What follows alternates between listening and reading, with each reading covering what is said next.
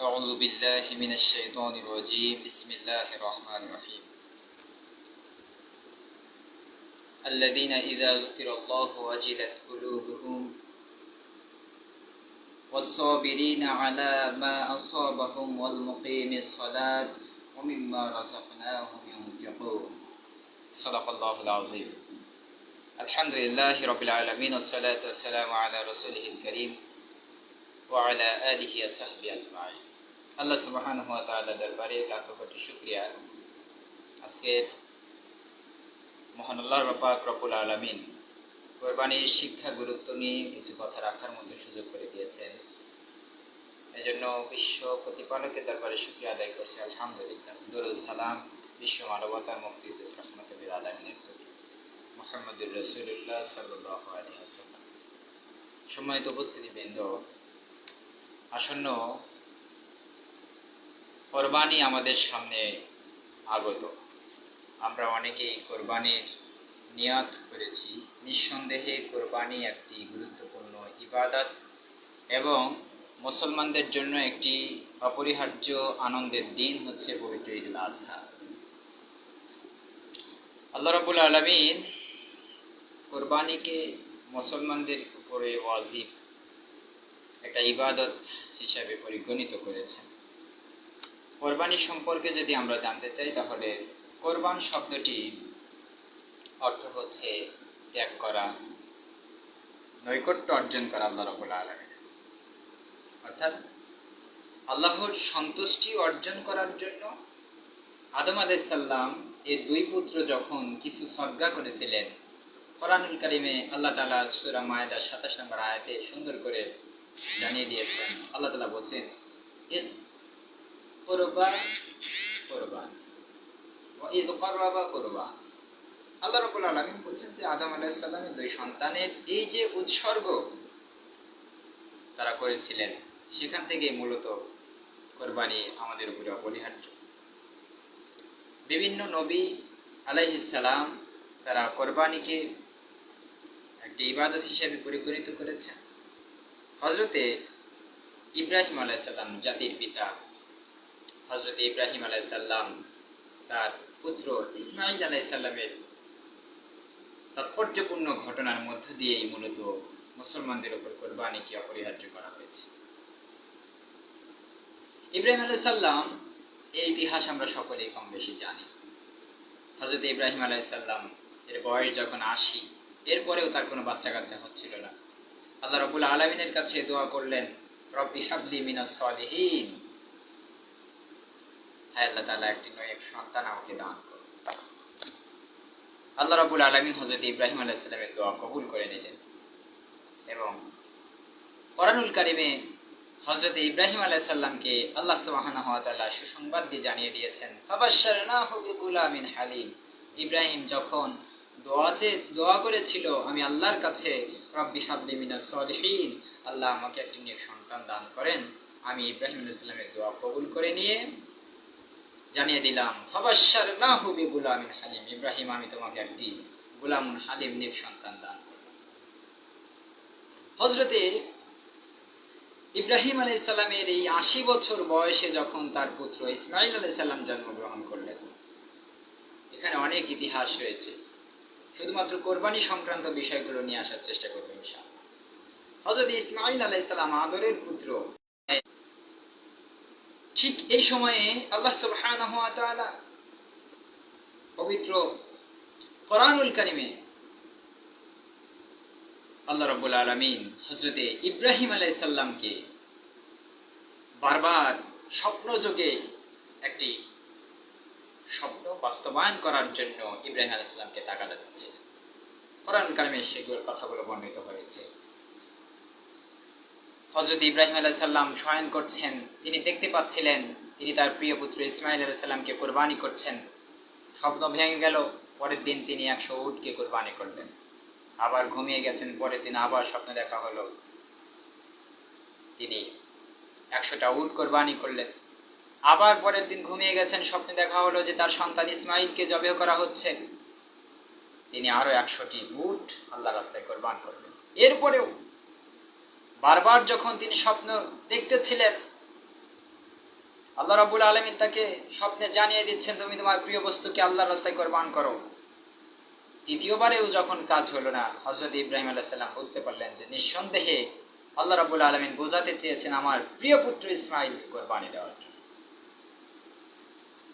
হযরত ইব্রাহিম আলাইহিস সালাম তার পুত্রকে কি ভাষায় কথা বলেছিলেন আল্লাহ রাব্বুল আলামিন কোরআনে বলছেন, ফালাম্মা বালাগা মাআহু সা'য়া قال يا بني إني أرى في المنام إني أذبحك فانظر ماذا ترى।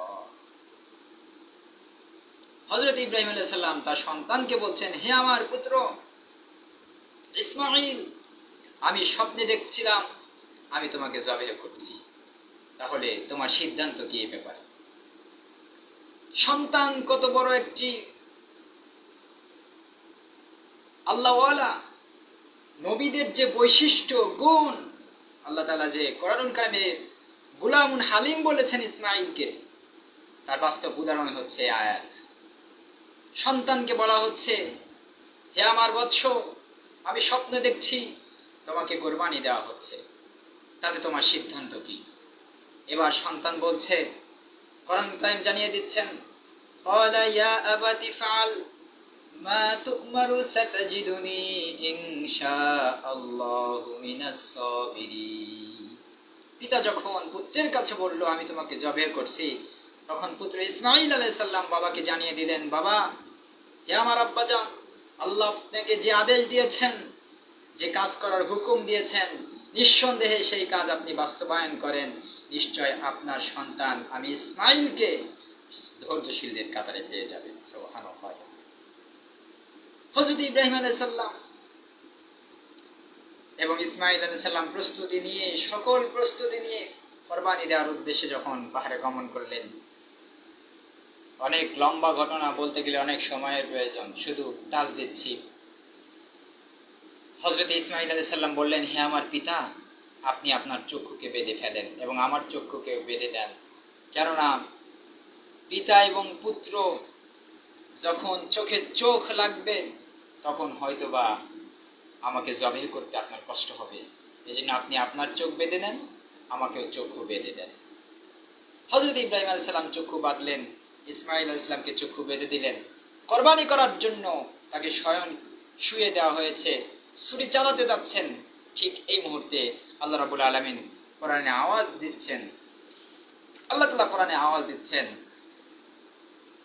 ফালাম্মা আসলামু ওয়া তাল্লাহু লিল জাবিন, যখন তারা উভয়েই কুরবানি দেওয়ার সিদ্ধান্তে উপনীত হলো, তারা যখন গন্তব্যস্থলে পৌঁছালো, তখন আমি ইব্রাহিমকে ডাক দিলাম যে ওয়ানাদাইনাহু আইয়া ইব্রাহিম, হে ইব্রাহিম আপনি থামুন, কদ সাদ্দাকতার রুইয়া ইন্না কাযালিকা নাজজিল মুহসিনিন, তুমি স্বপ্নকে সত্য করে দেখিয়েছো হে ইব্রাহিম, আর আমি সৎকর্মকারীদেরকে এভাবেই পুরস্কার দিয়ে থাকি। আমি শুধু দেখতে চাচ্ছিলাম যে তোমার নিয়তটা, আল্লাহর প্রতি ভালোবাসাটা কতটুকু। আজকে তুমি সফল হয়ে গেছো, প্রিয় পুত্র ইসমাঈলকে কুরবানি দেওয়ার জন্য আজকে নিয়ে এসেছো, তোমার স্বপ্নকে কবুল করেছো, আমি আল্লাহ রাব্বুল আলামিন তোমাকে পুরস্কার করলাম, তোমার পুত্র ইসমাঈলের পরিবর্তে আসমানি দুম্বার মাধ্যমে তোমার কুরবানির কাজ সমাপ্ত করে দিলাম। সম্মানিত উপস্থিতিবৃন্দ, মূলত এখান থেকে আমাদের এই কুরবানি আগত হয়েছে। এরপরে মুসলিম উম্মাহর প্রতি আল্লাহ রাব্বুল আলামিন কুরবানিকে একটি আবশ্যকীয় ইবাদত, গুরুত্বপূর্ণ ইবাদত হিসেবে উপস্থাপন করে দিয়েছে। আল্লাহ রাব্বুল আলামিন কিন্তু কুরবানি পশুর কোনো গোশত, কোনো চামড়া, মাংস কিছুই খান না, কিছুই নিয়ে যান না। তাহলে কুরবানি কেন দেয়? আল্লাহ রাব্বুল আলামিন শুধুমাত্র দেখতে চান যে আমাদের নিয়ত কতটা সহি। কুরবানি আমরা যে পশুটা করি তার গোশত সব আমরা খেয়ে ফেলি, তাতে আল্লাহর কি ফায়দা? আল্লাহ রাব্বুল আলামিন কোরআনে জানিয়ে দিয়েছেন, লা ইয়ানালুল্লাহু লুহুমহা ওয়ালা দিমাউহা ওয়ালাকিন ইয়ানালুহুত তাকওয়া মিনকুম কাযালিকা সাখখারাহা লাকুম লিতুকাব্বিরুল্লাহু আলা মা হাদাকুম ওয়াবাশশিরিস সাবির ওয়াবাশশিরিল মুহসিনিন। আল্লাহ রাব্বুল আলামিন জানিয়ে দিচ্ছেন যে এই যে পশুগুলো তোমরা জবে করছো, কোরবানি করছো, আল্লাহ রাব্বুল আলামিন কিন্তু এর রক্ত বা গোশত কোনো কিছুই কিন্তু আল্লাহর কাছে পৌঁছে না। শুধুমাত্র তোমাদের মনের ইচ্ছা শক্তি, ইসলামের যে একটা বিধান, এটা তোমরা কতটুকু মন থেকে বাস্তবায়ন করছো, এই নিয়তটাই আমি আল্লাহ রাব্বুল আলামিন তোমাদের কাছে আশা করি। আমি শুধুমাত্র দেখতে চাই যে তোমরা আমার ইবাদতের প্রতি আদৌ সৎকর্মশীলদের কাতারে দাঁড় করাতে পারো কিনা। সম্মানিত মুসলিয়ান কিরাম, এই জন্য কোরবানি আমাদের জন্য একটি গুরুত্বপূর্ণ ইবাদত। কোরবানি কতটুকু গুরুত্ব? মুসনাদ আহমদ গ্রন্থে আল্লামা আলবানী রাহমাতুল্লাহ আলাইহি বলেন, তিনি বলেছেন, নবী করিম সাল্লাল্লাহু আলাইহি সাল্লাম বলেন, মান ওয়াজাদা সাআতান আইয়ুযহিয়া ওয়া লাম ইউযহি ফালা ইয়াকরাবান্না মুসাল্লানা। যে ব্যক্তি কোরবানির ঈদ পেল কিন্তু সামর্থ্য থাকার পরেও কোরবানি আদায় করলো না, বিশ্বনবী সাল্লাল্লাহু আলাইহি সাল্লাম বলেছেন ওই ব্যক্তি যেন ঈদগাহের ময়দানে না আসে। কত বড় সাংঘাতিক কথা বলেছেন! সামর্থ্য থাকার পরে যদি আমরা কোরবানি দিতে ব্যর্থ হই, আল্লাহ রাসূল সাল্লাল্লাহু আলাইহি ওয়াসাল্লাম বলছেন ওই ব্যক্তি যেন ঈদগাহের ময়দানে না আসে। শুধু তাই নয়, হাফেজ আসকালানী রাহমাতুল্লাহি আলাইহি বর্ণনা করেন, রাসূল করিম সাল্লাল্লাহু আলাইহি সাল্লাম বলেছেন, ইয়া আইয়ুহান নাস ইন্না আলা কুল্লি আহলি বাইতি উযহিয়া। বিশ্বনবী সাল্লাল্লাহু আলাইহি সাল্লাম বলেছেন, হে লোক সকল, নিশ্চয় প্রত্যেক পরিবারের উপরে একটি পশু কোরবানি করা ওয়াজিব। এজন্য আমরা চেষ্টা করব যাদের সামর্থ্য আছে প্রত্যেক পরিবারের পক্ষ থেকে একটি করে কোরবানি আদায় করা। কোরবানি ফজিলত হযরত আয়েশা সিদ্দিকা রাদিয়াল্লাহু তাআলা আনহা বর্ণনা করেন, তিনি বলেন রাসূল সাল্লাল্লাহু আলাইহি সাল্লাম বলেছেন, ঈদুল আজহার দিন কোরবানির পশু কোরবানির চাইতে আল্লাহর নিকট অধিক প্রিয় আর কোনো আমল নেই। কিয়ামতের দিন জবে করা পশুকে তার পশম, শিং ও খুর সহ হাজির করা হবে। কোরবানির পশু রক্ত জমিনে পড়ার আগেই তা আল্লাহর দরবারে কবুল হয়ে যায়। সুবহানাল্লাহ। এমনকি কোরবানিকৃত পশুর প্রতিটা পশমে পশমে আল্লাহ তাআলা নেক দ্বারা পরিপূর্ণ করে দেবেন। রাসূল সাল্লাল্লাহু আলাইহি সাল্লাম বলেছেন, বিকুল্লি শাআরাতিন হাসানা। প্রত্যেকটা পশুর পশমে পশমে আল্লাহ তাআলা নেক দ্বারা পরিপূর্ণ করে দেবেন। সাহাবাগণ বললেন, ক্বালু ফাসসুফু ইয়া রাসূলুল্লাহ, সত্যি কি কোরবানির পশমে পশমে সওয়াব দেওয়া হবে? আল্লাহ রাসূল সাল্লাল্লাহু আলাইহি ওয়াসাল্লাম বললেন, ক্বালা বিকুল্লি শাআরাতিন মিনাস সুফি হাসানা। অবশ্যই প্রত্যেকটা পশুর পশমে পশমে আল্লাহ তাআলা নেক দ্বারা পরিপূর্ণ করে দেবেন। সম্মানিত উপস্থিতিবৃন্দ, এজন্য কোরবানি আমাদের জন্য একটি গুরুত্বপূর্ণ ইবাদত। যাদের সামর্থ্য আছে আমরা চেষ্টা করব কোরবানি দেওয়ার জন্য। কোন কোন পশু দ্বারা কোরবানি করা যাবে এ সম্পর্কে আমরা মোটামুটি ভাবে জানি। 6টা পশু, হালাল 6টা পশু গৃহপালিত হতে হবে। এমন পশু দ্বারা কোরবানি করা যেতে পারে সেটা হচ্ছে উট, গরু, মহিষ, দুম্বা, ভেড়া, বকরি। এই জাতীয় পশু দ্বারা আমরা কোরবানি করতে পারব।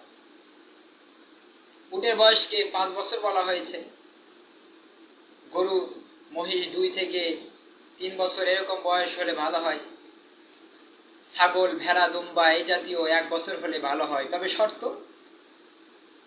বয়স যদি 6 মাসেরও হয়, দেখতে যদি একটু বড় সাইজে মনে হয়, তাহলে সে পশু দ্বারাও কোরবানি দেওয়া যাবে, সমস্যা নেই। এক্ষেত্রে দাঁত দেখার ক্ষেত্রে একটু সাবধানতা হওয়া উচিত। দাঁত দেখা অবশ্যই ভালো, বয়স হয়েছে কিনা জানা যায়। তবে যদি বয়স হয়ে যায়, দাঁত যদি নাও পড়ে, সে পশু দ্বারা কিন্তু কোরবানি জায়েজ। তবে লক্ষ্য রাখতে হবে কোরবানির পশু যেন কোনো খুঁত না থাকে, কেননা খুঁতওয়ালা পশু দ্বারা কোরবানি জায়েজ। এখন অনেকেই প্রশ্ন করেন যে হুজুর, আমার উপর কোরবানি ওয়াজিব হয়েছে কিনা, সে সংক্রান্তে অনেকে জিজ্ঞেস করেন। কার উপর কি পরিমাণ সম্পদ থাকলে কোরবানি ওয়াজিব সে সম্পর্কে। ঈদুল আজহার দিন যে ব্যক্তি নেসাব পরিমাণ সম্পদের মালিক হবে তার উপরে কোরবানি দেওয়া আছে। এখন নেসাব কি? আমরা যাকাতের নেসাব জানি 52.5 তোলা রৌপ্য এবং 7.5 তোলা যদি স্বর্ণ কারো কাছে থাকে তাহলে তার উপরে নেসাব আদায় করা ওয়াজিব, যাকাত ওয়াজিব। তাহলে কোরবানির নেসাবটা কি? কোরবানির নেশাব হচ্ছে, তাফসিরে বলা হয়েছে যে ঈদুল আজহার দিনে কারো কাছে যদি প্রয়োজনের অতিরিক্ত সম্পদ থাকে, যেই টাকা দিয়ে কোরবানি পশু কেনার মতো সামর্থ্য রাখে, তাহলে তার উপরে কোরবানি দেওয়া আছে। এখন অনেকে বলে আমার তো সম্পদই নাই, কোরবানি আমার উপর ওয়াজিব হয় নাই, নেশাব পরিমাণ সম্পদ আমার নাই। জাকাত এবং কোরবানির নেশাব দুইটা পৃথক, আলাদা। এজন্য চেষ্টা করব যাদের কোরবানি ঈদের দিন অন্তত একটি পশু কেনার মধ্যে সামর্থ্য অ্যাবিলিটি যাদের আছে, চেষ্টা করবো আমরা কোরবানি আদায় করা ইনশাআল্লাহ। ঋণ থাকা অবস্থায় কোরবানির হুকুম কি, এটা অনেকেই জিজ্ঞেস করে। ঈদুল আজহার দিনে প্রয়োজনীয় অতিরিক্ত সম্পদ থাকলে কোরবানি ওয়াজিব। জিলহজ মাসের 10, 11, 12 তারিখের মধ্যে যদি ব্যক্তির কাছে সম্পদ না থাকে কিন্তু সে যদি কোরবানির নিয়ত করে ফেলে, তবে অবশ্যই তাকে কোরবানি করতে হবে, অবশ্যই করতে হবে। অথবা কোনো ব্যক্তি যদি কোরবানি পশু ক্রয় করে কিন্তু কোনো কারণবশত নির্দিষ্ট দিন পশু জবে করতে পারেনি, তবে পরবর্তীতে সেই পশু গরিবদের মাঝে সদাকা করতে হবে। আপনার সামর্থ্য নাই, আপনি কোরবানি নিয়ত করবেন না, দিন করে তো কোরবানি করতে আল্লাহ বলেন নাই। কাজেই যদি কেউ নিয়ত করে ফেলেন তাহলে অবশ্যই আপনাকে কোরবানি আদায় করতে হবে, কারণ আপনার উপর কোরবানি দেওয়া আছে।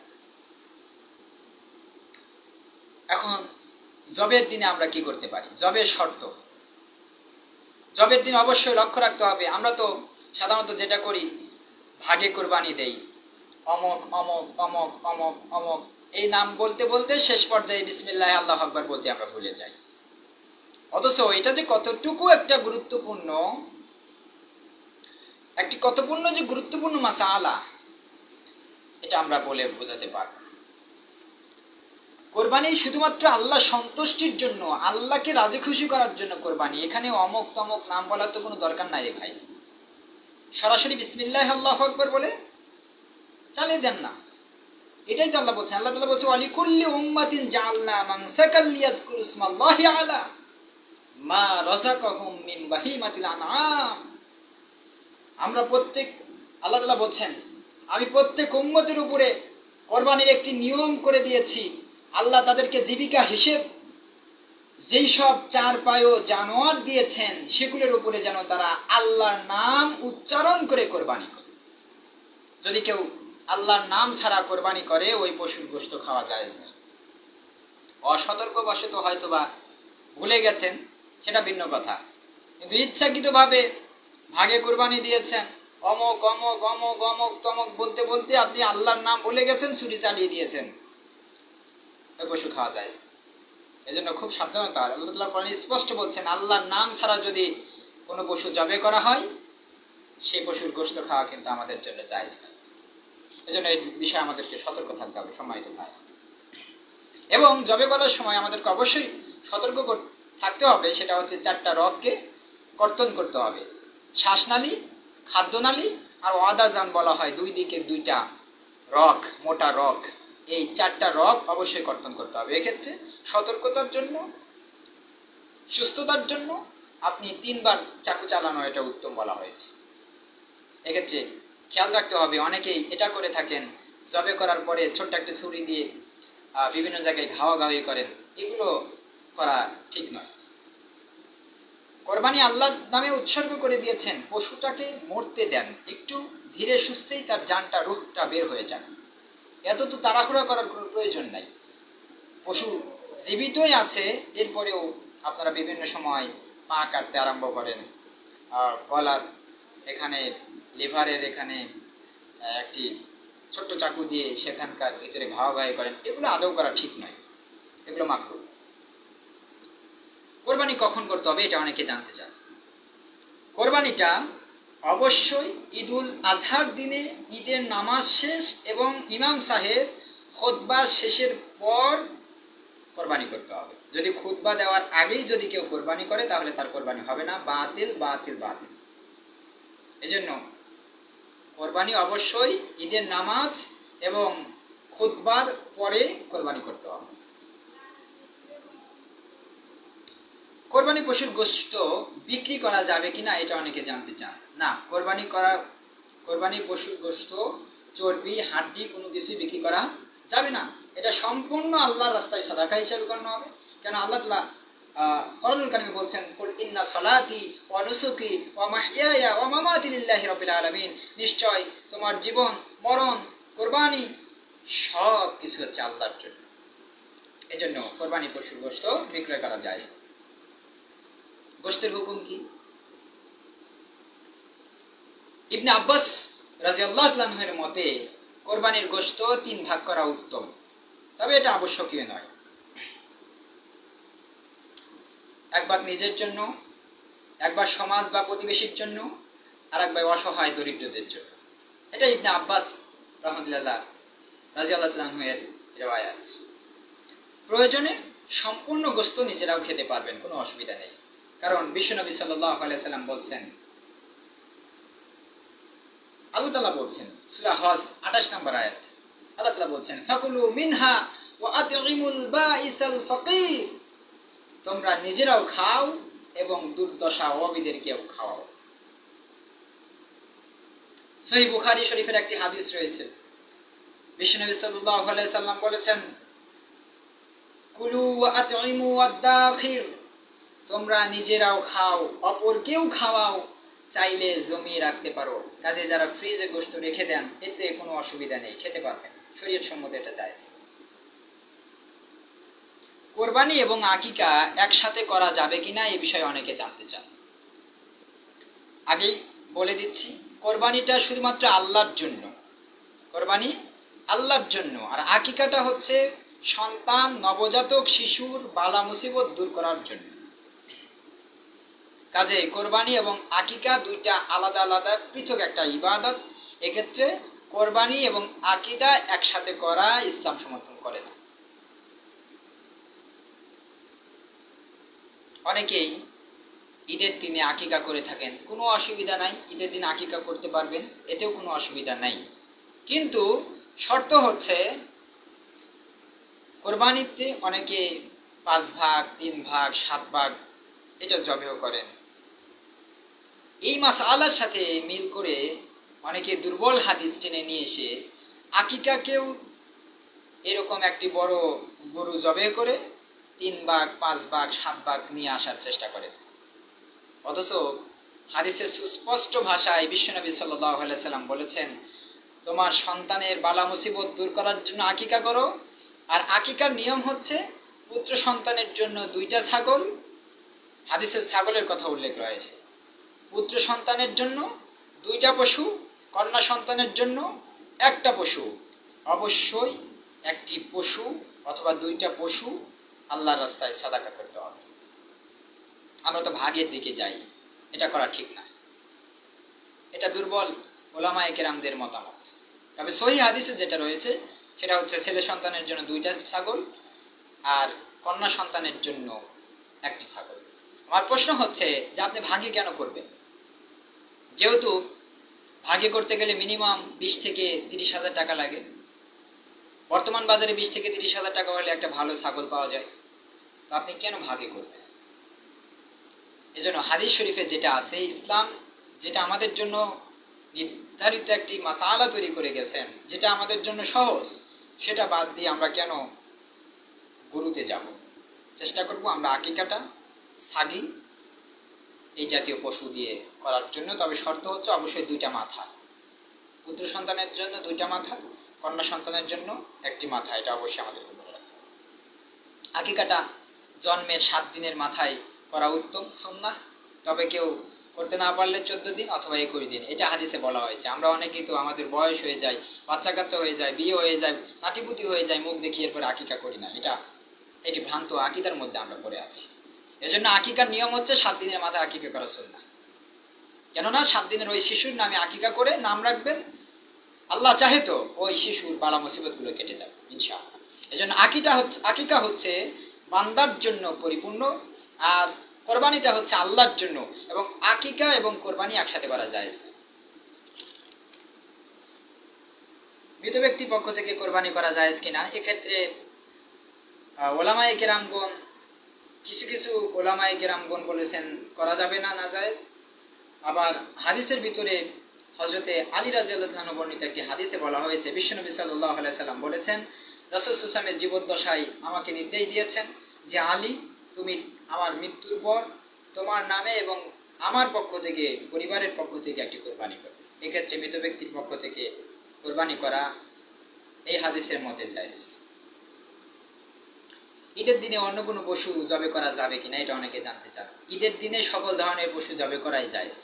হাঁস, মুরগি, কবুতর, হালাল যত যাবতীয় পশু আছে, পাখি আছে, সবগুলোই জবে করা জায়েজ। পিতামাতার পক্ষ থেকে কোরবানি করা জায়েজ কিনা এটা অনেকে জানতে চান। পিতামাতার পক্ষ থেকে কোরবানি করা জায়েজ নেই, কেননা কোরবানিটা শুধুমাত্র সামর্থ্যবান ব্যক্তির উপরে কোরবানি ওয়াজিব।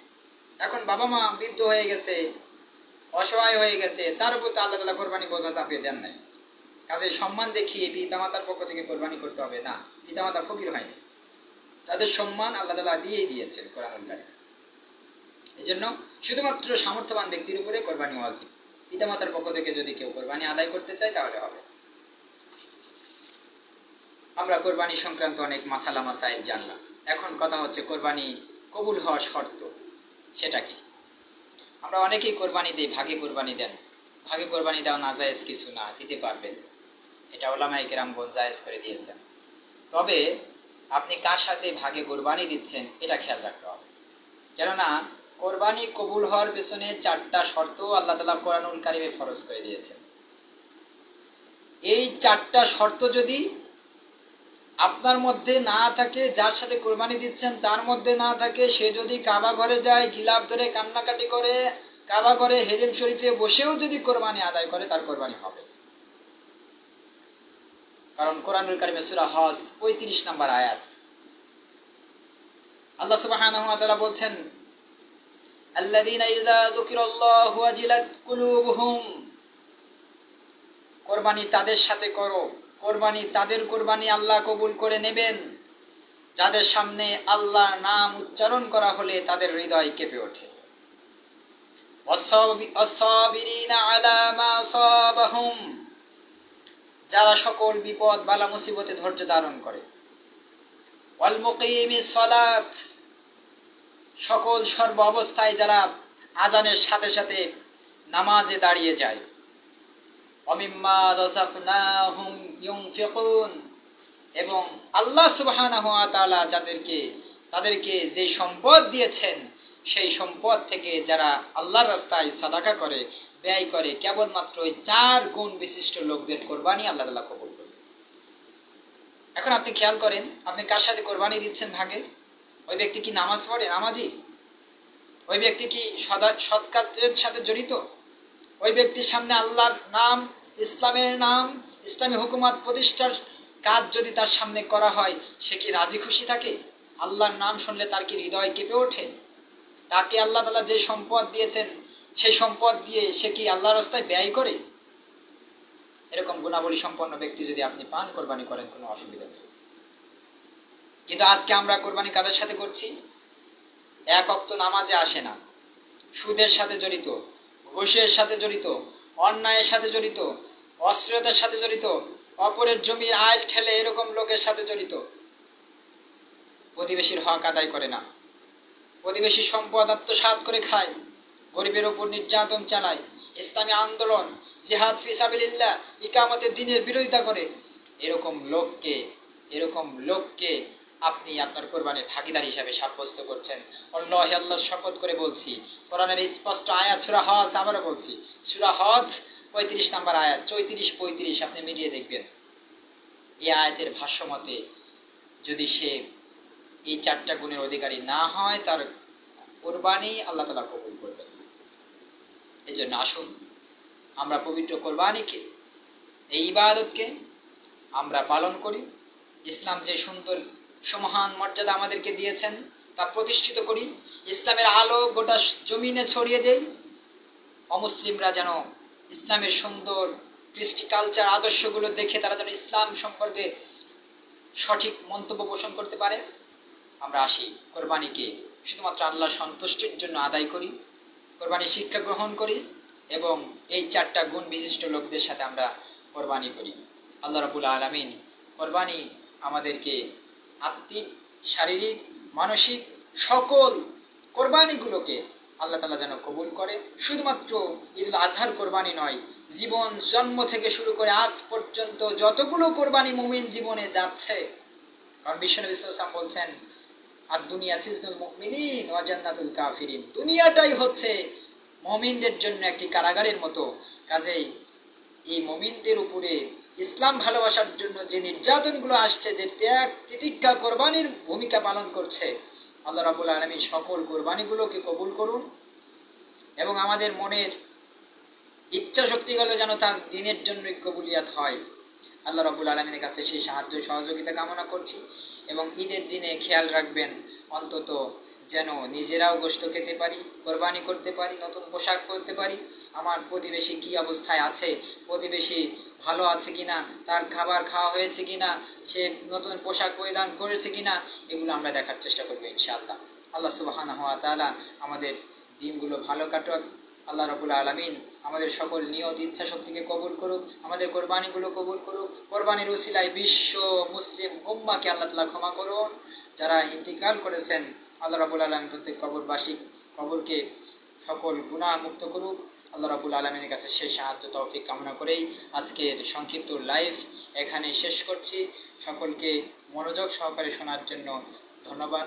সালাম সকলের কে জানাই আমার অন্তঃস্থল থেকে পবিত্র ঈদুল আজহার অগ্রিম শুভেচ্ছা এবং বিদায়ী সালাম। আসসালামু আলাইকুম ওয়া রাহমাতুল্লাহি ওয়া বারাকাতুহু।